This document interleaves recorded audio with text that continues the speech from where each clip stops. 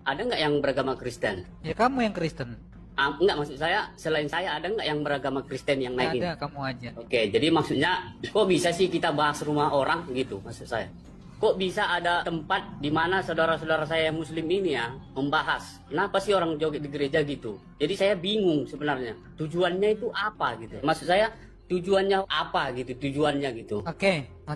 Tujuan saya adalah yang pertama, masalah hidayah itu adalah urusan Allah. Tapi saya tugas hanya ingin menyampaikan sesuatu yang kebenaran yang ada dalam Bible Anda. Yang dikatakan dalam Bible Anda bahwa tentang judul ini, bahwa joget-joget di gereja ini tidak pernah diajarkan oleh nabi-nabi terdahulu, termasuk Yesus. Matius 26 ayat 39, Yesus beribadah sujud, tidak goyang-goyang.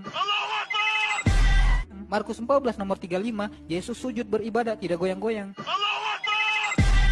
Kejadian 17 nomor 3, Abraham pun sujud, tidak goyang-goyang di gereja. Nabi Lot yang kalian imani juga bersujud di dalam Kejadian 19 nomor 1.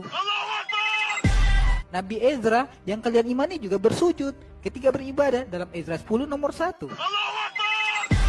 Nabi Yosua juga bersujud.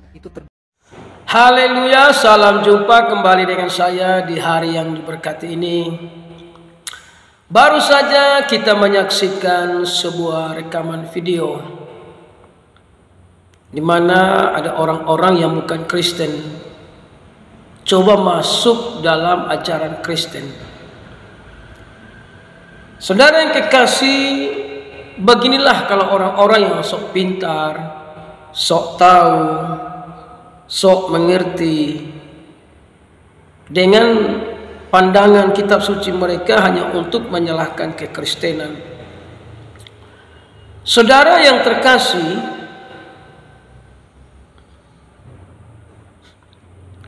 beribadah kepada Tuhan itu bukan hanya berdoa saja.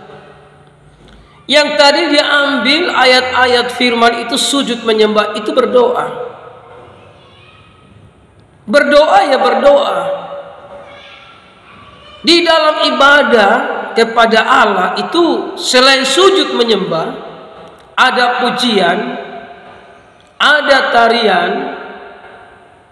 Itu tidak melanggar firman Allah, karena itu hukum Tuhan.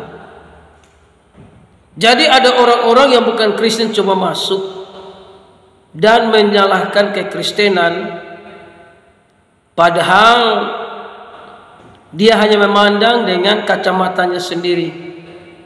Karena ayat-ayat yang dia ambil tadi itu ayat sujud dan menyembah. Sujud itu artinya berdoa kepada Tuhan. Orang Kristen itu lebih dari sujud. Mau berlutut, mau angkat tangan, mau bersorak bagi Tuhan. Itu sungguh luar biasa.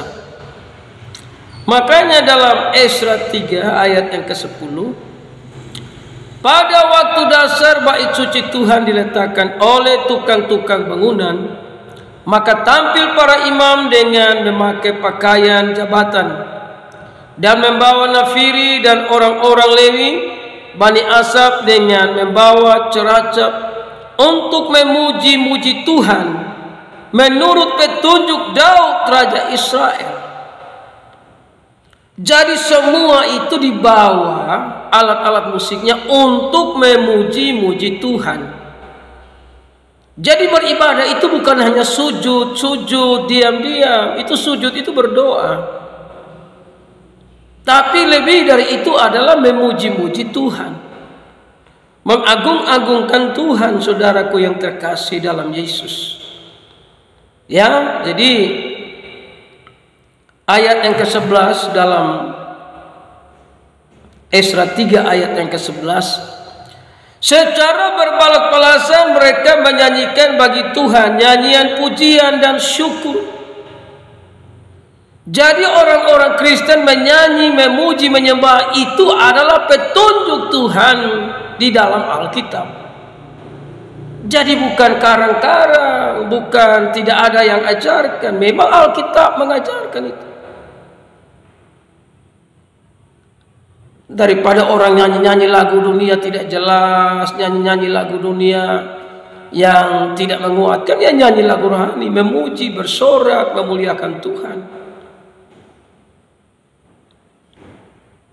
Karena Allah menciptakan manusia untuk memuji Dia, bukan puji setan. Orang puji setan saja dia nyanyi, dia teriak-teriak kok.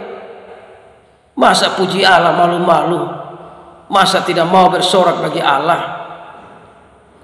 Ya, di ayat 11 dalam Isra 3. Secara berbalas-balasan mereka menyanyikan bagi Tuhan nyanyian pujian dan syukur.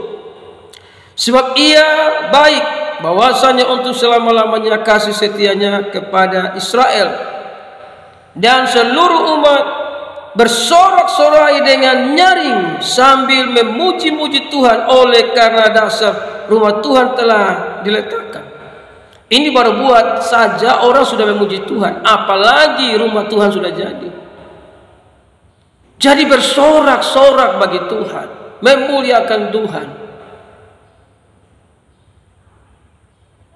Saudaraku yang terkasih dalam Yesus, di ayat yang ke-12, tapi banyak di antara imam, orang-orang Lewi dan kepala-kepala kaum keluarga, orang tua-tua yang pernah melihat rumah yang dahulu, menangis dengan suara nyaring ketika peletakan dasar rumah ini dilakukan di depan mata mereka.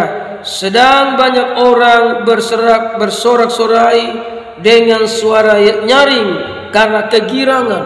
Jadi ada yang menangis, ada yang bersorak-sorai. Itu hal biasa dalam ibadah. Itu hal biasa. Ya, walaupun akhirnya muncul Kristen Katolik, dari Katolik muncul Protestan, tapi pada awalnya itu suasana ibadah itu penuh dengan sukacita, penuh dengan sorak-sorai. Belum ada sound system yang hebat seperti sekarang, belum ada mikrofon, tapi dengan alat musik yang sederhana mereka pakai memuji-muji Tuhan, bersorak-sorak bagi Tuhan. Jadi kalau saudara bukan orang Kristen, saudara masuk ke dalam kekristenan hanya untuk menyalahkan kekristenan, betapa bodohnya saudara. Betapa bodohnya saudara.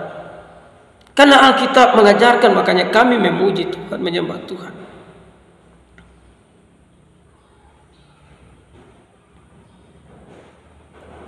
Sehingga di ayat 13 orang tidak dapat lagi membedakan mana bunyi sorak-sorai sebagai kegirangan dan mana bunyi tangis rakyat.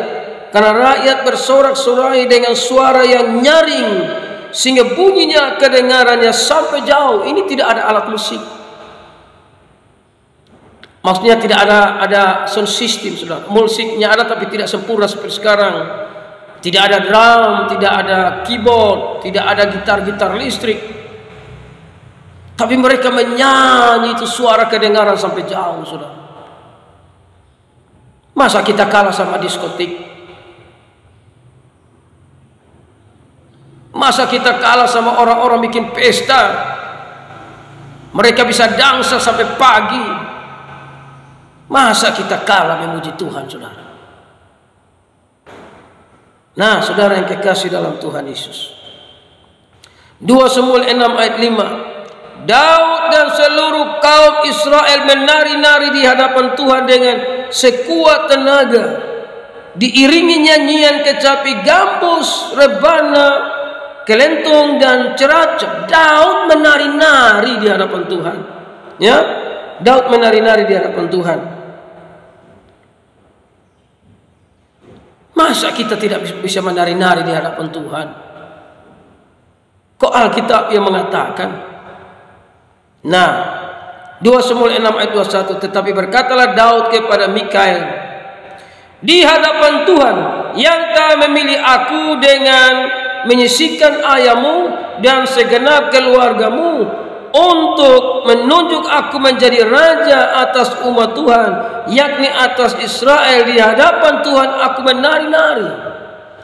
Jadi Daud bilang di hadapan Tuhan itu dia menari-nari karena Tuhan memilih dia, Tuhan menyelamatkan dia, Tuhan memulihkan keadaannya. Masa di pesta kita bisa joget-joget, Masa kita kalah sama setan? Saudara yang terkasih dalam Yesus, pujian penyembahan itu adalah hukum Tuhan. Mazmur 81, nyanyian pada waktu pembaruan perjanjian, ya, di ayat yang ke-2, bersorak-soraklah bagi Allah kekuatan kita, bersorak-soraklah bagi Allah Yakub. Mazmur 81, bersorak-soraklah. Jadi orang Kristen memuji, menari, memang Alkitab mengajarkan. Saudara yang terkasih dalam Yesus, ya, di ayat yang ke-3 dalam Mazmur 81, angkatlah lagu, bunyikanlah rebana, kecapi yang merdu diiringi gambus. Ayat 4, tiuplah sangkakala pada bulan baru, pada bulan purnama, pada hari raya kita, sebab hal itu adalah suatu ketetapan bagi Israel, suatu hukum dari Allah Yakub. Jadi pujian-pujian ini hukum dari Tuhan. Kalau saudara tidak mengakuinya, berarti saudara tidak mengakui hukum Tuhan. Wahyu 4 dan 5 itu gambaran surga penuh dengan pujian penyembahan. Jadi mari saudaraku yang terkasih, kalau saudara tidak memahami, tidak usahlah masuk dalam agama Kristen dan menjelek-jelekan agama Kristen. Kalau di ajaran agamamu hanya diajarkan sujud dan menyembah, lakukanlah itu. Tapi orang Kristen itu lebih dari itu, bukan saja sujud menyembah, tapi bersorak bagi Tuhan, menari di hadapan Tuhan, memuliakan Tuhan, saudara. Karena di dalam ajaran Kristen itu firman Tuhan itu panjang, lebar, dalam, dan luas. Jangan pandang firman Tuhan orang Kristen dengan kacamata yang sempit. Saudara tidak akan memahami itu. Makanya ada banyak orang-orang beragama lebih senang joget-joget di pesta, teriak-teriak di pesta. Tapi ketika memuliakan Allah yang kasih nafas, memuji Allah yang kasih nafas, dianggap itu tidak boleh. Saudara dan saya hidup karena Tuhan yang kasih hidup, Tuhan yang kasih nafas, bukan setan. Makanya orang Kristen tetap memuji, melompat, menari di hadapan Tuhan, karena itu adalah ketetapan Tuhan untuk selama-lamanya. Haleluya.